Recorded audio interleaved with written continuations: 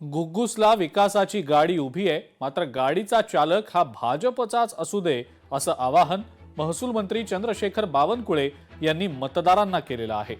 काँग्रेसला मत म्हणजे 124 योजना बंद अशी टीका बावनकुळेंनी काँग्रेसवर केलेली आहे। गुग्गुसच्या नगरपालिकेसमोर विकासाची गाडी उभी आहे। एक चाक माननीय पंतप्रधान नरेंद्र मोदीजीचा आहे, जे 55 योजना घेऊन गुग्गुसमध्ये येणार आहे। दुसरा चाक देवेंद्र फडणवीसच्या सरकारचा आहे, जे 48 योजना घेऊन गुग्गुसमध्ये येणार आहे। तिसरं चाक माननीय नितीन गडकरी साहेबांचा आहे, जे या गुग्गुसची शहर विकास योजना, रस्ते विकास योजना करणार आहे।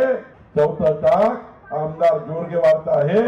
या 4 चाकाची विकासाची गाडी गुग्गुसच्या नगरपालिकेसमोर उभी आहे। पूजाताई दुर्गमला प्रचंड बहुमताने विजयी करा।